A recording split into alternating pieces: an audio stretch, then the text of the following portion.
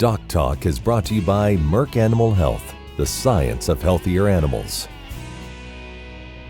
Hey folks, welcome to DocTalk today. My guest, it'll be Dr. Casey Olson. He's a friend and colleague here at Kansas State University. He heads up our cow-calf unit, and man, has he been doing a lot of work on grazing and burning pastures. So today, we're going to sit down with Dr. Olson and we're going to talk about different things we can do with prescriptive burning of pastures to clean them up and to decrease weeds and increase productivity for your cow herds.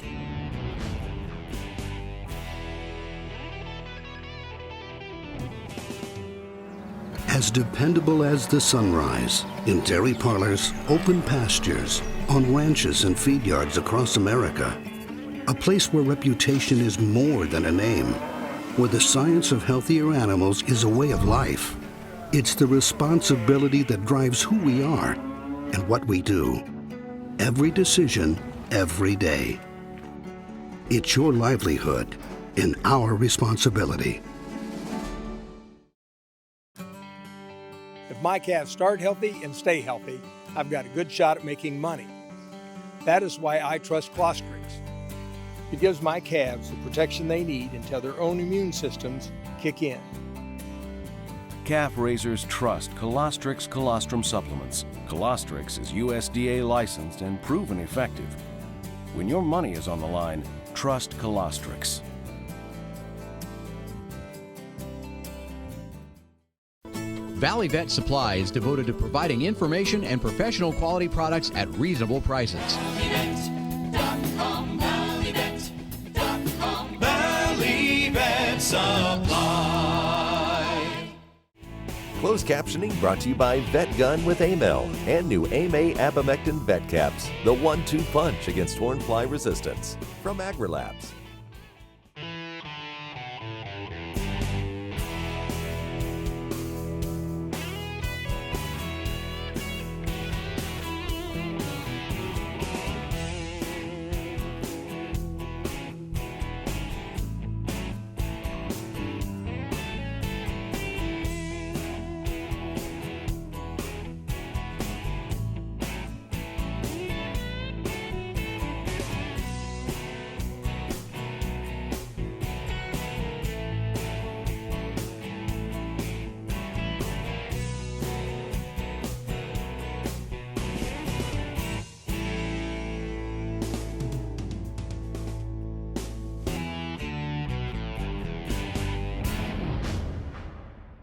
This segment is brought to you by the Beef Quality Assurance Program and the Kansas Beef Council, improving animal care and beef safety for more than 20 years. Hey folks, welcome to DocTalk. It is a pleasure to have Dr. Casey Olson here with us today. And we're here at Kansas State University where Dr. Olson holds the Lewis Chair in ruminant nutrition or range management. Range livestock nutrition. Both. And he is one of the people that I get to teach with. He's one of the people that I do research with, and we're very thankful for you. Thank you, Dan. It's good to be here. So we're going to talk about something you are doing a lot of research in and getting pretty engaged, is this prescribed burning. I mean, that's a fact. And folks, I gotta warn you.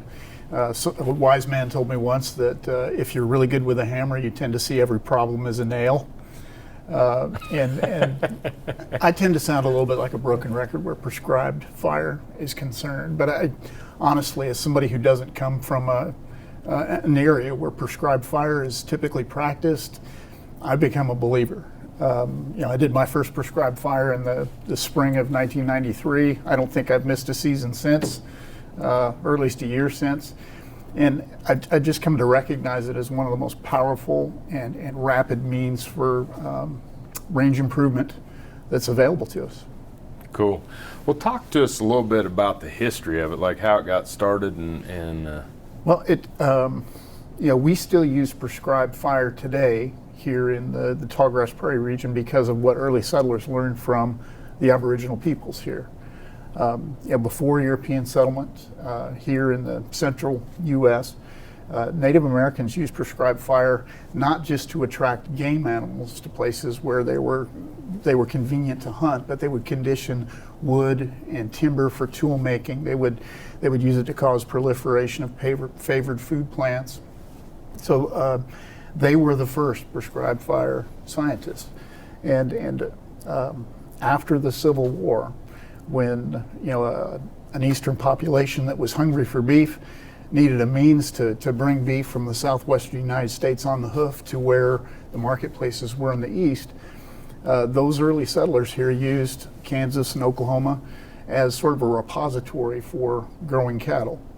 And prescribed fire, it was noted that areas that burned close to the time that livestock were populated here, shortly before movement to terminal livestock markets in Kansas City and St. Louis, it was noticed at that time that the animals that grazed on burned grass, they grew faster. Okay, they reached a harvestable age and size sooner. So that's a pretty deep history. Do we have anything? Do we have anything that goes back that far that you can think of for raising cattle and besides genetics? Or we do. I mean, we've got 150 years of documented livestock production history here in the Flint Hills, and I'm surprised you don't remember the book we collaborated on back in 2008. I mean, it's in that book, buddy. Well, I know. Hey, I'm better with pictures, but I think that when you go back to that far before any of us were here, us being the United States, it's just amazing the rich history and how we continue it and continue our heritage. Let's take a break. When we come back, more with Dr. Casey Olson. Thanks for watching.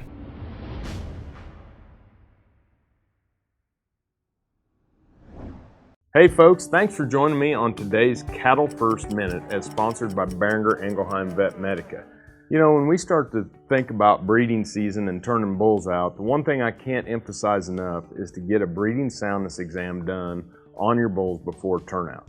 And some of the things that can happen during the winter, whether it's frostbite in certain areas of the body or there's things that can happen that will cause a bull to become infertile, are things that you need to make sure. The other thing that's very important on a breeding soundness exam is we have to make sure that we don't have lameness or issues with the feet, because no wheels, no calves. So making sure that we have a sound bull structurally, making sure that we have one that's fertile and one that can produce enough sperm and enough volume with enough motility with no defects in the sperm is vitally important to making sure every year before you turn out to ensure that you get a calf crop, at least from the bull's point of view.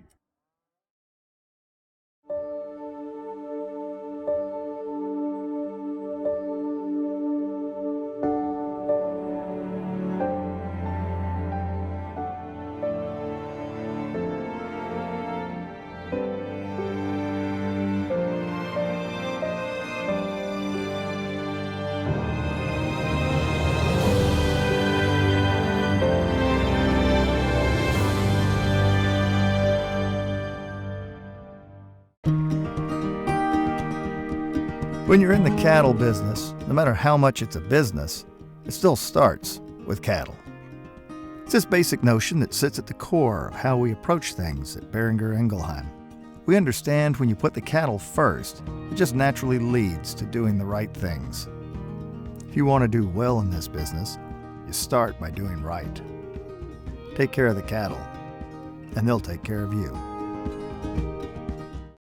Valley Vet Supply is devoted to providing information and professional quality products at reasonable prices. ValleyVet.com, ValleyVet.com, Valley Vet Supply. This segment is brought to you by the Beef Quality Assurance Program and the Kansas Beef Council, improving animal care and beef safety for more than 20 years. Hey folks, welcome back to DocTalk. Dr. Dan Thompson here with Dr.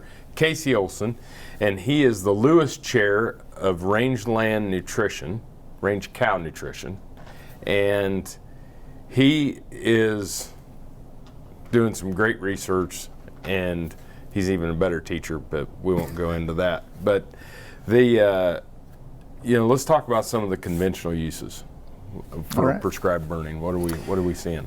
A couple of years ago, a close colleague sent me an article from the Emporia Gazette. It was published in 1960. One of the people that was extensively quoted in that article, famous old Flint Hills cowboy. Okay, well-known family. I'll keep the name to myself for privacy purposes, but what was described, without giving it a name, okay, was the very production system that we use most often here in the Flint Hills, where prescribed fire in the spring is followed by a relatively short, intensive grazing period that lasts from approximately mid-April to approximately mid-July, with maybe 2 weeks of movement on either side in terms of on and off dates. But that article, okay, described the very stocking rate in terms of live weight per acre that we still use today. Huh. Okay, it was specifically designed for yearling cattle to put as much weight on them during the narrow window of time when our grasses here in the Flint Hills are at peak quality. Honestly, K-State takes a lot of credit for development of that system, and in some ways they should, because they were the first to document the performance benefits. But the bottom line is that burning followed by intensive early stocking, it equates to about 0.3 of a pound of extra gain per calf per day. So for a 90 to 100 day season, you're talking about a 30-pound weight advantage at an approximate modern value of gain of $1 a pound. So it's as good as an implant, Doc. Yep. In terms of what it adds to cattle. And when you start to look at it over a grazing season, over the number of cattle that are in the Flint Hills, it's not just the money, but the use of natural resources. It's true. It's huge. If we did not have burning, okay, we wouldn't get those livestock performance benefits. We also would not have a tallgrass prairie remnant anymore. Okay, originally, tallgrass prairie covered about 65 million hectares in the U.S. We have about 4% of that left, and the largest contiguous chunk is here in the Flint Hills of Kansas and the Osage Hills of Oklahoma. Trees like this region very well. They weren't intended to be here, but nonetheless, when fire is excluded, trees colonize quickly. Yeah, and I think when we look at it and just the opportunity that we have to promote and understand prescribed burning, if you haven't been to the Flint Hills, you need to come visit us. That's true. But with every good thing, okay, there are always drawbacks. With a lot of acres being burned in a very narrow window of time in the spring, we create a lot of concentrated smoke, and that smoke travels at a time of the year when weather patterns are not necessarily helpful for smoke dispersion. And we have not been very good neighbors, honestly, with some of the states to the north and east of us, because we put particulate matter and we put ozone into the atmosphere that can be harmful to human health. Well, let's take a break. When we come back, more with Dr. Casey Olson on prescribed burning.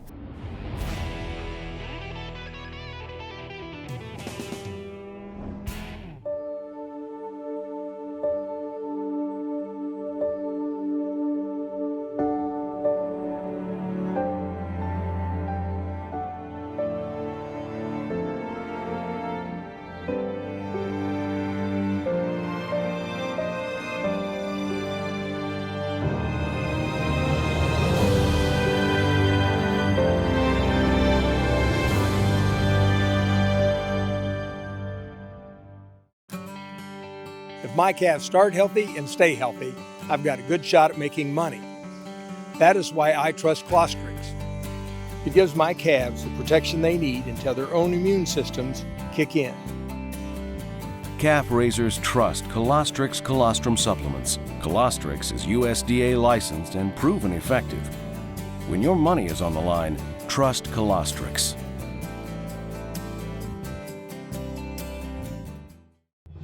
No matter where, no matter why, the Veterinary Health Center at Kansas State University is committed to providing quality patient care to animals and exceptional customer service to their owners. From routine checkups to emergency and specialty care, our world-renowned specialists and experienced professionals are here to discover, to teach, and to heal. Let us know. How can I help? How can we help?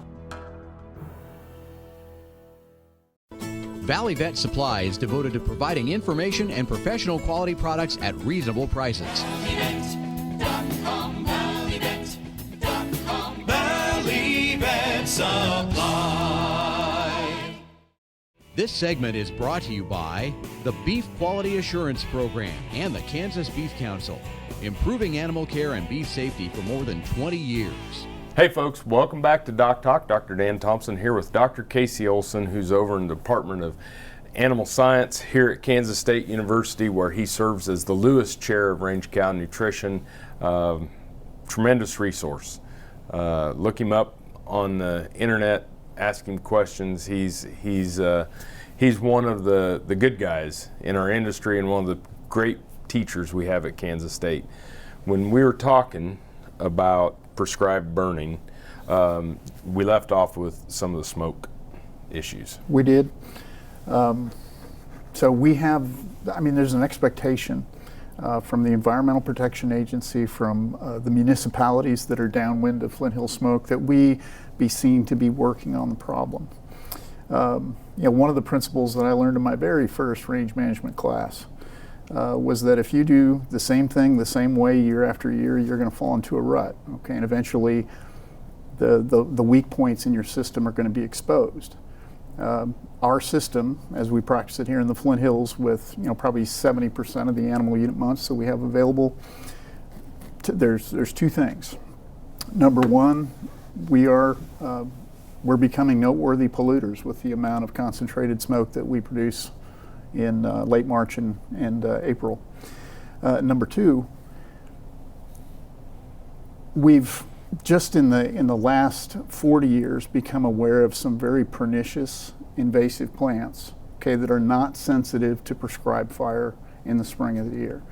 Old World blue stems would be one of those classes of plants. The other one is a plant called Sericea lespedeza. That's a high tannin, non-native legume. And really out of a lack of other options, we decided to evaluate the potential for control of those things using prescribed fire at a different time of the year. Yeah, I know. Don't steal my thunder here, because I was telling him during the break, I said, when he was talking earlier about loving prescribed burning and enjoyed participating, that's what's probably stemmed this deal of burning twice a year or in two different times of the year rather than once. It might have had something to do with it. But another thing that was kind of driving my thinking, conventionally we have solved problems with invasive plants, unwanted plants, with herbicides. Okay, and I'm not knocking herbicides. I use them every year, but there's always some collateral damage that goes along with herbicide use, where the chemical, the herbicide, gets on a non-target species and it kills. Right. Okay, and most of our native forbs, native legumes, native wildflowers are affected by the same family of herbicides that we would use for a broadleaf invader like Sericea lespedeza. So, talk a little bit about that, because it just seems. It does not seem, we've been so entrenched in spring burning. Yes. That burn in the fall just.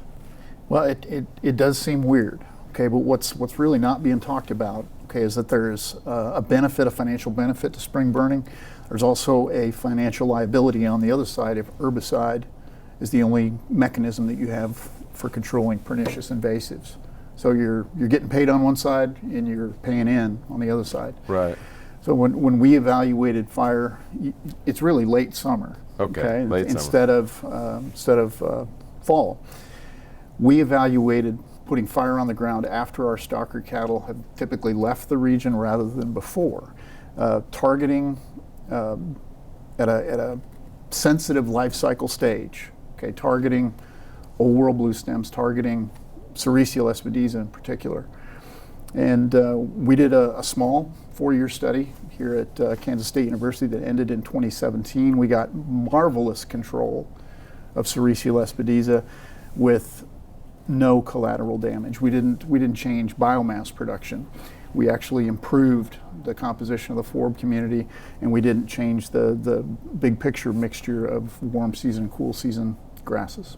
Let's take a break and let's come back and let's talk about that research. It's excellent work. Very good. Award-winning work. We'll be back after these messages.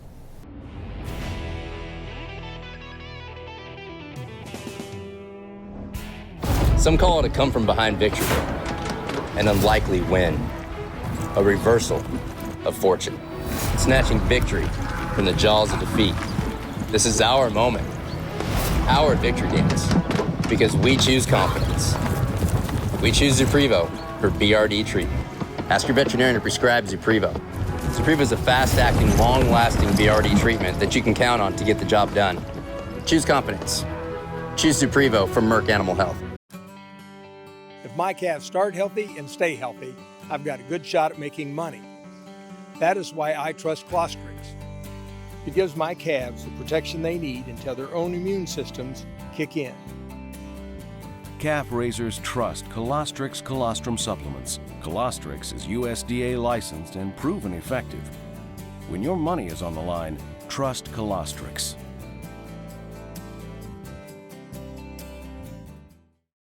Valley Vet Supply is devoted to providing information and professional quality products at reasonable prices. ValleyVet.com, ValleyVet.com, Valley Vet Supply.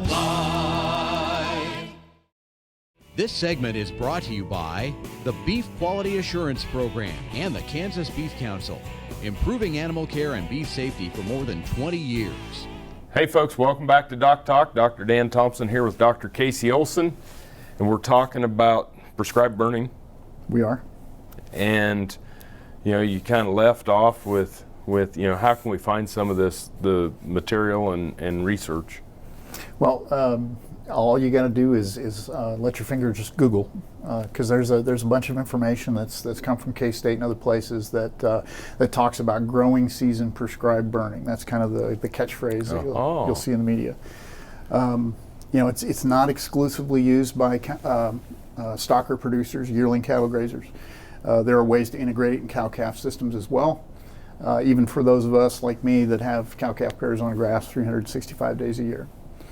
The most interesting thing to me, that project's been completed since the fall of 2017, but there's already a very large population of producers, of land managers in the Flint Hills and the Osage Hills that are using growing season burns to control Sericea lespedeza and to improve wildlife habitat.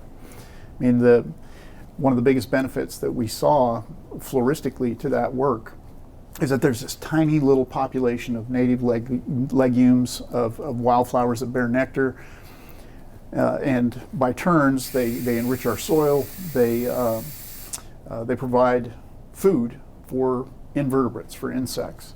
Okay, and when those plants proliferate, the insects proliferate, the grassland obligate insects. And when they proliferate, the birds that feed upon them proliferate.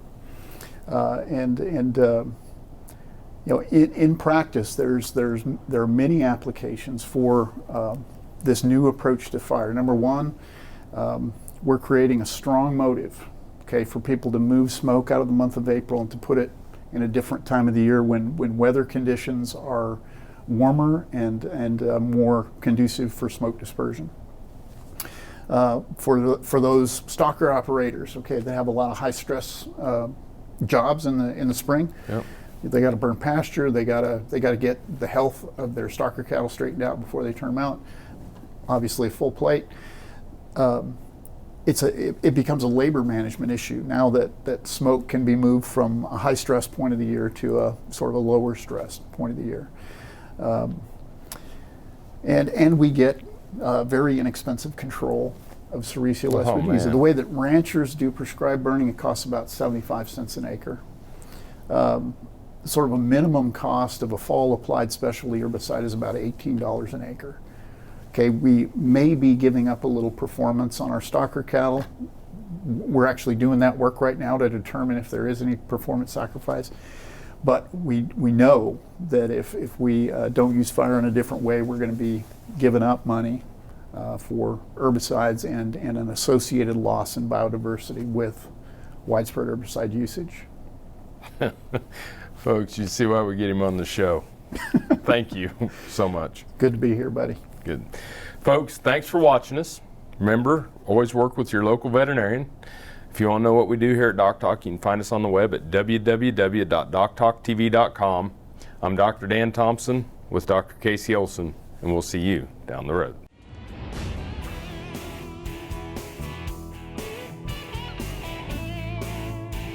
Closed captioning brought to you by Vet Gun with Amel and new AMA Abamectin Vet Caps, the 1-2 punch against hornfly resistance from AgriLabs. For more information about this program or previous programs, go to DocTalkTV.com.